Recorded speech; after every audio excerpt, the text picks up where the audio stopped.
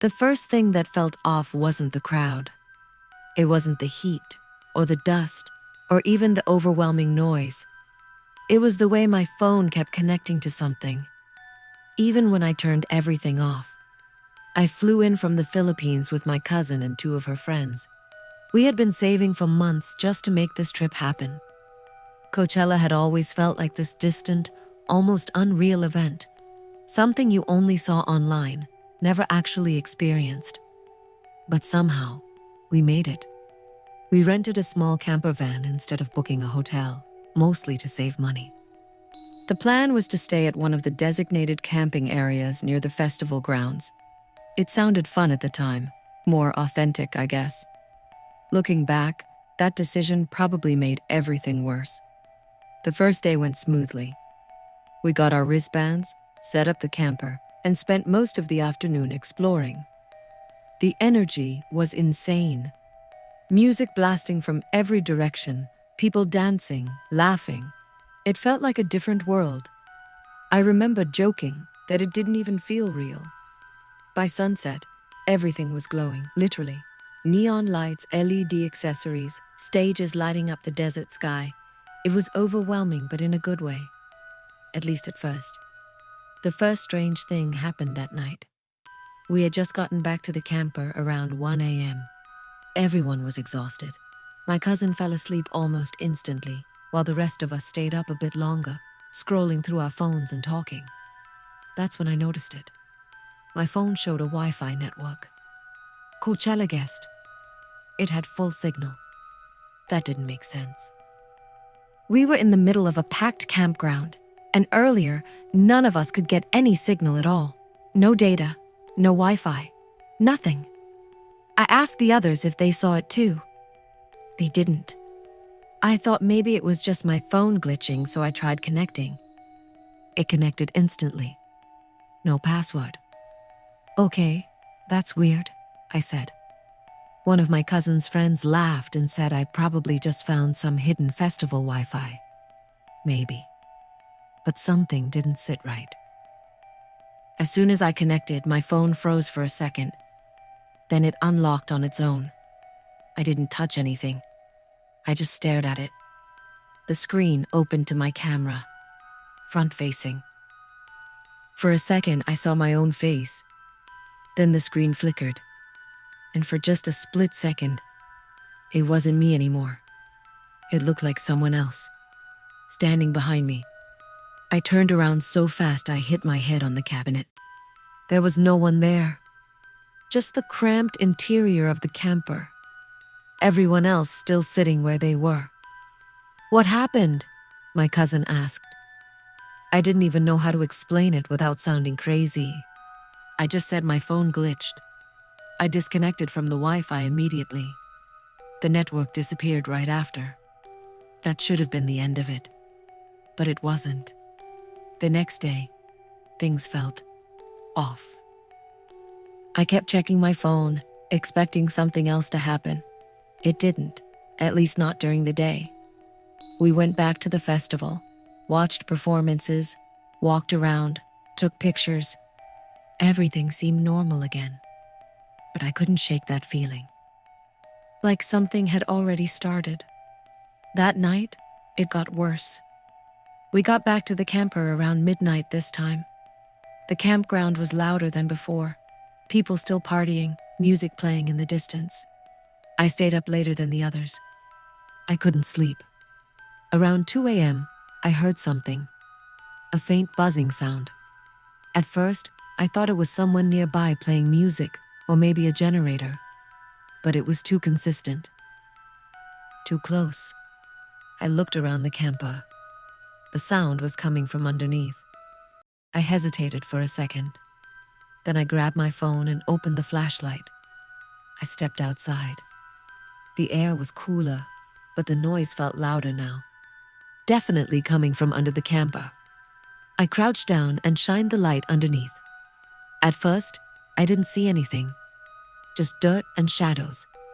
Then the light caught something metallic. A phone. It was lying face up under the camper. Screen on. Buzzing. My stomach dropped. I slowly reached in and pulled it out. The screen was already unlocked. It was recording a video, and on the screen, I saw the inside of the camper from a low angle, like it had been placed somewhere hidden. I fast-forwarded a few seconds. The video showed us earlier that night, talking, laughing, completely unaware. Someone had been recording us. From inside, I immediately dropped the phone like it burned me. That's when the screen changed. The recording stopped, and a message appeared. You connected first. I didn't understand what that meant, but I knew one thing: that Wi-Fi network. I backed away from the camper slowly, my heart pounding so loud I could hear it in my ears. Then the phone buzzed again. Another message. Let me in again. I ran back inside and locked the door. I woke everyone up. This time, I didn't hold anything back. I told them everything. The Wi-Fi, the camera glitch, the phone under the camper. At first they thought it was a prank, but when I showed them the phone, it was gone. Completely gone. I hadn't taken my eyes off the spot for more than a second. There was no way someone could have grabbed it without me noticing. That's when everyone started to panic. We checked the entire camper. Every corner, every compartment. Nothing. Then my cousin said something that made everything worse. Why is your hotspot on? I froze. I never turned it on. I checked my phone. She was right. My hotspot was active, and something was connected to it. No name, just a blank device. Before I could turn it off, the screen flickered again. The camera opened. This time, it wasn't the front camera. It was the back, pointing directly at the door of the camper. And slowly, very slowly, the door handle started to move. We all saw it. None of us said a word. The handle turned halfway, then stopped, like whoever was outside was testing it. Then my phone buzzed. A notification. Locks don't matter. That's when we lost it. We grabbed whatever we could and ran out of the camper. Didn't even think about anything else. Just ran. We didn't stop until we reached a crowded area near the main entrance. We stayed there until sunrise. Didn't go back. Later that morning, we went back with security. The camper was exactly how we left it. No signs of forced entry. Nothing missing. Except one thing. All our phones, every single one of them, had the same new Wi-Fi network saved. Coachella guest. Even though none of them had connected to it, we left that same day. Booked the earliest flight back to the Philippines. Didn't even stay for the rest of the festival.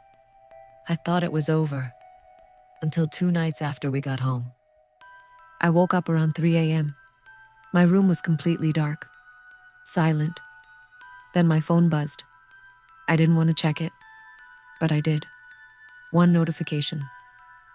Wi-Fi connected, Coachella guest. My heart stopped. There was no way. I turned off my Wi-Fi immediately. But before it disconnected, a message popped up. You brought it with you. I threw my phone across the room. It hit the wall and shut off. I didn't sleep the rest of the night. The next morning, I checked the phone again. Everything was normal. No network saved. No messages. Nothing. Except one thing. In my gallery, a single video, recorded at 3:07 a.m. I pressed play. It was my room. Dark. Quiet. The camera slowly moved, like someone was holding the phone, standing in the corner, recording me while I slept. I remember the exact moment I realized something was wrong. It wasn't during the music. It wasn't even when I got separated from my friends. It was when I checked my phone and saw a video of myself, taken from behind. I went to Coachella with 3 friends from college. We had been planning it for months. Flights booked early, outfits picked out, everything. None of us had ever been before, and it felt like one of those, you have to do this at least once kind of experiences. We stayed at a cheap Airbnb about 25 minutes from the festival grounds. Nothing fancy, just a small place with thin walls and an AC unit that barely worked. But we didn't care. We were there for the festival. The first day was exactly what you'd expect. Crowds, loud music, heat that felt like it was baking your skin. It was chaotic, but in a good way. Everyone seemed excited, like you were part of something massive. Looking back, I wish I had paid more attention to the small things, the weird things. We got to the festival around noon. It was already packed. At some point, while we were walking between stages, I felt someone brush against my shoulder. That wasn't unusual. People were packed tight, but this felt deliberate. I turned around, expecting to see someone apologizing or at least looking back. Instead, there was just a guy standing there completely still. He wasn't dressed like everyone else. No bright colors, no flashy outfit. Just plain clothes, dark shirt, jeans. He didn't look like he belonged there. And he was staring directly at me. Not in a casual way, not like he recognized me. Just staring. I held eye contact for maybe 2 seconds before I felt uncomfortable and turned away. I didn't say anything to my friends. It seemed stupid to bring up. But as we kept walking, I had this strange feeling like I was still being watched. The rest of the afternoon went by normally. We bounced between stages, grabbed overpriced food, took pictures. At one point, we split up briefly because 2 of my friends wanted to see a different artist. That left just me and one other friend. We found a spot near one of the smaller stages and sat down for a bit. That's when I checked my phone. I had no service, which was expected, but I noticed something else. A new video in my camera roll. I hadn't recorded anything recently. I opened it. It was about 10 seconds long. The video showed a crowd, the back of people's heads, music playing in the background. At first, I didn't understand what I was looking at. Then I saw myself, walking ahead. The video was clearly taken from behind me, maybe 10 to 15 feet away. Whoever filmed it had been following me. My stomach dropped. I immediately checked the timestamp. It had been recorded less than 5 minutes ago. I turned around so fast, I almost lost my balance. I scanned the crowd behind me. Thousands of people. No way to tell who it could have been. My friend asked what was wrong, and I showed him the video. He laughed at first, thinking it was a joke. Then he realized I wasn't smiling. "Dude, that's weird," he said. That was it. Just, that's weird. We both kind of brushed it off after a minute. He suggested maybe someone was filming the crowd, and I just happened to be in it. That didn't make sense. The camera was focused on me, centered on me. We met back up with the others around sunset. I told them about the video. They reacted the same way, confused, a little concerned, but not enough to actually do anything about it. We were at a massive festival. Weird stuff happens. That's what we told ourselves. Night fell, and everything got more intense. The lights, the music, the crowds. It all felt overwhelming. At one point, we were packed so tightly near the main stage that I could barely move my arms. That's when I felt it again. That same deliberate brush against my shoulder. I froze. I didn't want to turn around this time. Something about it felt intentional. Like whoever it was wanted me to notice.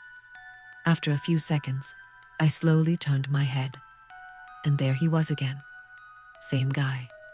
Same blank expression. Standing just a few feet behind me. I immediately told my friends, pointing him out.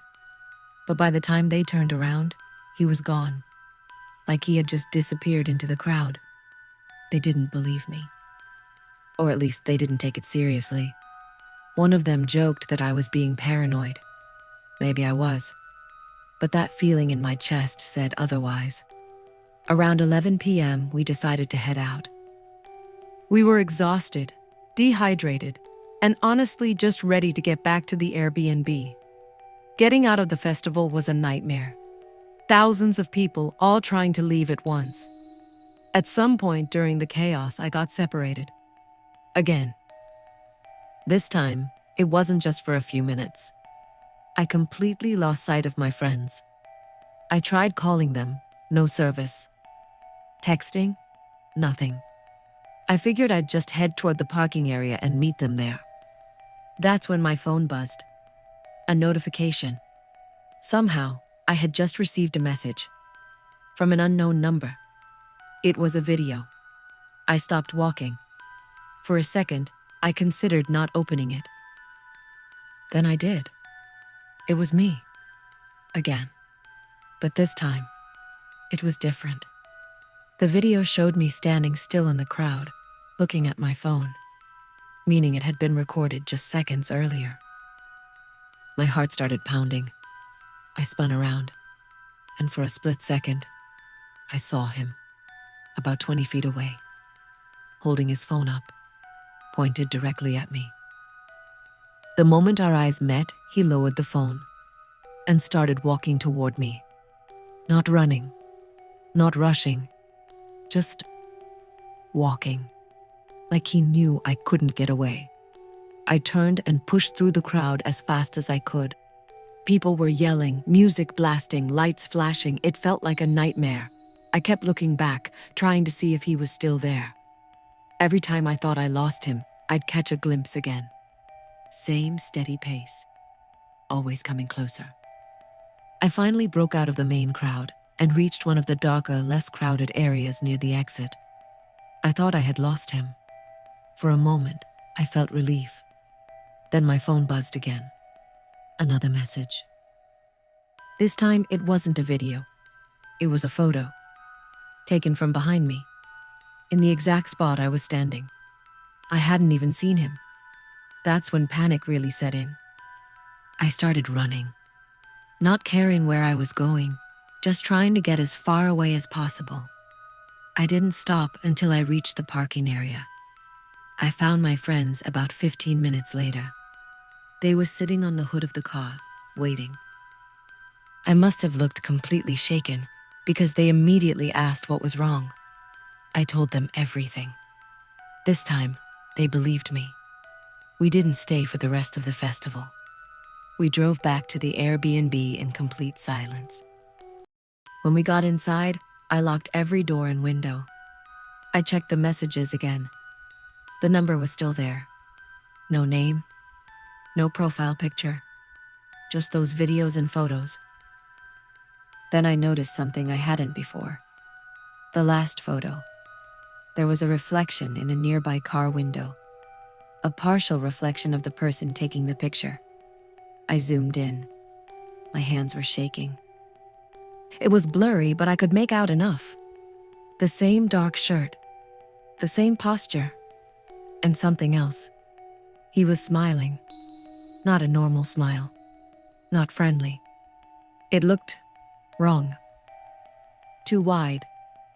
Like he wasn't used to doing it. I blocked the number immediately. Deleted the messages. Tried to convince myself it was over. It wasn't.